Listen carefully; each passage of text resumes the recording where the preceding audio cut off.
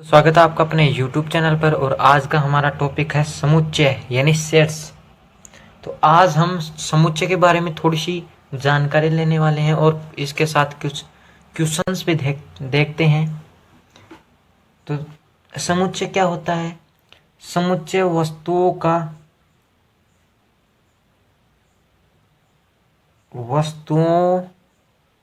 का सुपरिभाषित संग्रह है। अब देखिए, वस्तुओं का सुपरिभाषित संग्रह। तो संग्रह तो हम वैसे भी ले सकते थे, यानी कोई वस्तु उसका संग्रह, यानी कोई चीज कोई वस्तु इकट्ठा हुई है तो उनका वो संग्रह हो गया, उसको हम समुच्चय नहीं कह सकते। उसमें सुपरिभाषित इस शब्द का अर्थ है कि वह सुपरिभाषित, यानी उसको हम परिभाषित कर सकते हैं। जैसे जनवरी में कितने दिन होते हैं, हमें पता है कि 31 दिन होते हैं, तो ये उसका समुच्चय बन गया। पूरे दिनों का जनवरी में कुल कितने दिन है, ये समुच्चय बन गया। सप्ताह में कितने दिन होते हैं? 7। ये समुच्चय इस सुपरिभाषित है, यानी हम बना देखे बिना सोचे बता सकते हैं कि 7 दिन होते हैं सप्ताह में। लेकिन अगर ये पूछ ले कि किन्हीं 2 वारों के नाम लिखो, तो आप कोई लिखेगा सोमवार मंगलवार, कोई लिखेगा रविवार बुधवार, तो सभी का अलग अलग है, यानी एक सुपरिभाषित जो रूप है वो नहीं है। तो हमें सुपरिभाषित चाहिए, सुपरिभाषित संग्रह चाहिए। तो जो समुच्चय है उसको, उसका जो व्यापक रूप है, यानी उसको हम कैसे प्रदर्शित करते हैं।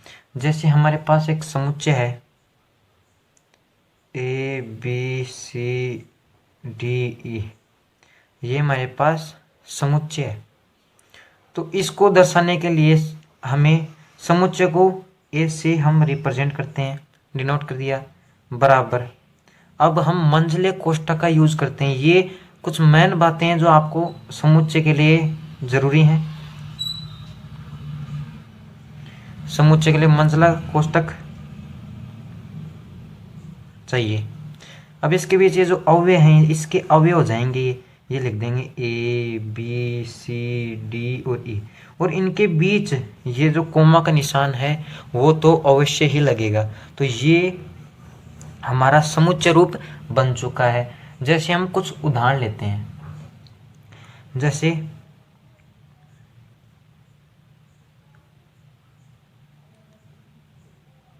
क्रिकेट के कुल खिलाड़ी जो क्रिकेट में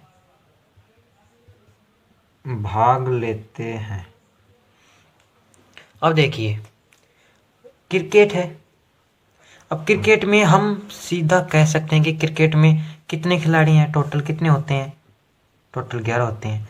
तो ये जो क्रिकेट के खिलाड़ी हैं उसका समुच्चय बन चुका है, यानी हमें निश्चित सुपरिभाषित संग्रह है कि 11 ही होते हैं, तो ये एक समुच्चय है। अब जैसे मैं एक उदाहरण लूं, भारत के टॉप 10 खिलाड़ी, ये हमारे पास एक क्वेश्चन है कि भारत के टॉप खिलाड़ी, इसको समुच्चय में हमें रिप्रेजेंट करना है, व्यक्त करना है। तो हम इसको समुच्चय में नहीं दर्शा सकते। क्यों? क्योंकि सभी के लिए जो खिलाड़ी हैं वो अलग होता है। किसी के लिए रोहित शर्मा अच्छा है, किसी के लिए विराट कोहली अच्छा है, किसी के लिए महेंद्र सिंह धोनी है।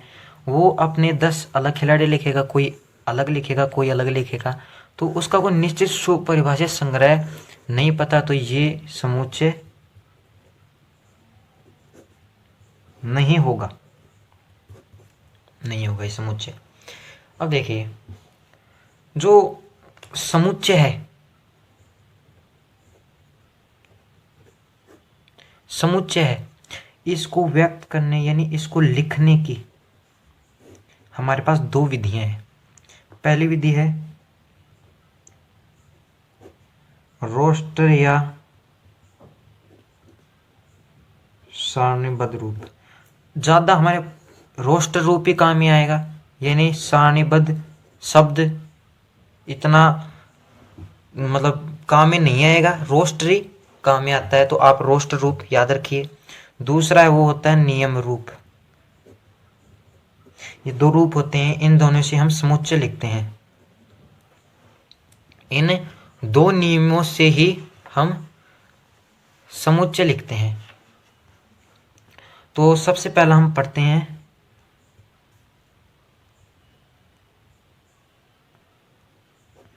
रोस्टर रूप। रोस्टर रूप को समझते हैं। रोस्टर रूप होता है वो हमें कोई समुच्चय दे रखा है, यानी जैसे हम एक क्वेश्चन के द्वारा समझते हैं। क्वेश्चन है 32 को विभाजित करने वाली सभी प्राकृत संख्याओं का सेट यानी समुच्चय। हमारे पास एक क्वेश्चन है, तो इसको हम रोस्टर रूप में कैसे लिखें? कैसे लिखें उसका एक जो फॉर्मूला है वो है, यानी आप नियम समझ लीजिए। इसके पहला नियम है कि उसको ए बराबर, यानी हम ए से इसको डिनोट करेंगे रोस्टर रूप, यानी नियम रूप को भी और रोस्टर रूप को भी बराबर। फिर हम इसको मंझले कोष्ठक में बंद करेंगे, मंझले कोष्ठक में बंद करेंगे।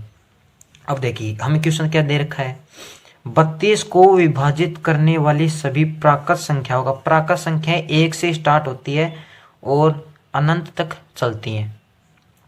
32 को विभाजित करने वाली, तो 32 में अब हमें सीधा देखना 32 में किस किस का भाग जाता है।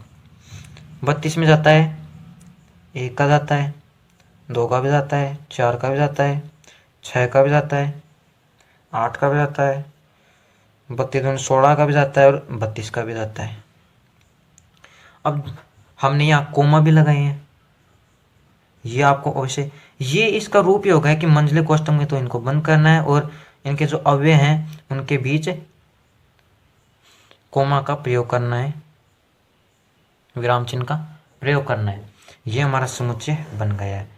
चलिए एक और क्वेश्चन के द्वारा इसको समझते हैं। तो अगला क्वेश्चन है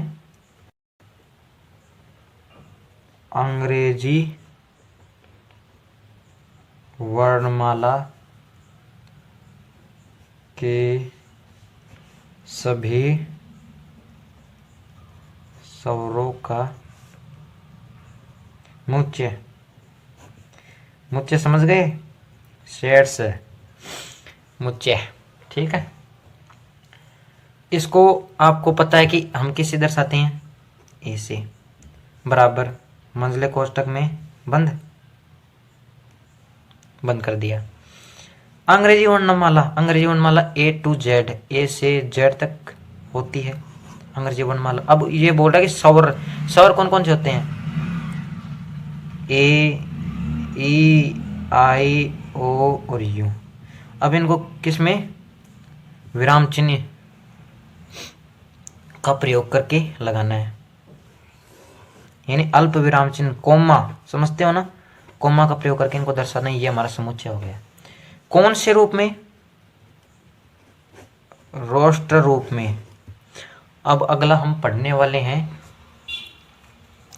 निर्माण रूप, निया इसको कहते हैं, नियम रूप, वो पढ़ने वाले हैं। अगर आपको अभी भी नहीं समझ में आया तो एक और क्वेश्चन ले लेते हैं जो इस जो रोस्टर रूप है उसी से संबंधित है। जैसे क्वेश्चन है SCSWL का मुच्चय, ठीक है, इसका समुच्चय करना है। तो देखिए कोई भी लेटर है, यानी इस, अब इसको लेटर नहीं कहेंगे, ये तो है लेटर्स, यानी इसको वर्ड कह दिया, इसके अलग अलग रूप अव्यय उसको कह देंगे हम लेटर। लेकिन यहाँ पर लेटर यूज नहीं होगा, अव्यय, इसके अव्यय यूज लेंगे। तो हमने मंझला कोष्टक बना लिया। अब देखिए इसमें क्या करना है कि जो वर्ड दे रखे हैं हमें, लेटर दे रखे हैं, वो रिपीट नहीं होने चाहिए, यानी एक बार आ गए तो रिपीट नहीं होंगे। तो एस, एक बार ये एस लिख दिया, सी भी आ गया, एस भी आ गया, अब ओ भी आ गया। अब ओ दो बार है तो इसको नहीं लिखेंगे, ए लिख देंगे और इनके सबके बीच कोमा का प्रयोग कर देंगे। ये हमारा समुच्चय बन गया है। अब अगला है हमारा समुच्चय निर्माण रूप। कौन सा है? समुच्चय निर्माण रूप या नियम रूप। ये क्या होता है? इसको तो देखो हम, इसकी थ्योरी समझ में नहीं आएगी, इसको हम एक एग्जाम्पल के द्वारा ही समझते हैं। एग्जाम्पल हमारा ए बराबर 1 2 3 6 7 14 21 42। ये हमारा रोस्टर रूप है। रोस्टर रूप से ही हम नियम रूप या समुच्चय निर्माण रूप पढ़ते हैं। अब देखिए जो ये रोस्टर रूप है हमारा रोस्टर रूप है, ये इसी से हम नियम रूप बनाते हैं। तो नियम रूप में क्या बनेगा? ए का ए हमने लिखा बराबर मंझला कोष्टक। अब देखिए 1 2 3 6 7 14 21 42। अब देखिए 42 का इसमें हमारा जो पहला क्वेश्चन था, यानी 32 से विभाजित जो प्राकृत संख्याएं हैं, यानी 32 को विभाजित करती हैं, वो 42 इन संख्याओं से विभाजित है। तो यहाँ पर 42 सबसे पहले हमें x के रूप में इसको दर्शाना है। तो x ये चिन्ह लगाना है। इस नियम रूप बनाने की नियम है, आपको ये याद ही रखना पड़ेगा। x ये अनुपात का चिन्ह, इसको कहते हैं सच दैट, या जहां x क्या है? x क्या है? x 42 से विभाजित करने वाली प्राकृत संख्या है। ये हमारा बन गया नियम रूप। बहुत ही सिंपल है, इतना हमें दिमाग नहीं लगाना पड़ता है। इसको हमें क्वेश्चन दिया होगा, उसी में से हमको आंसर निकालना है। यानी ये पूछेगा कि जैसे 1 2 3 4 ऐसे पूछेगा कि 3 कौन सा है, तो हमें बस 3 हो गया, ये 1 हो गया, बस ऐसे लगाना। कोई इसमें हार्ड वाली चीज़ ही नहीं है। समुच्चय तो मुच्चय ही है, कोई दिक्कत नहीं है। तो ये हमने समुच्चय इसको थोड़ा समझा दिया है। अगले वीडियो में आपको जो क्वेश्चन है क्लास 11वीं की प्रश्नावली 1 समुच्चय, उसके सारे क्वेश्चंस हम करवा देंगे। तो हमारी वीडियो को ज़्यादा से ज़्यादा लाइक कर दीजिए, शेयर सब्सक्राइब भी अवश्य कर दीजिए। Thank you.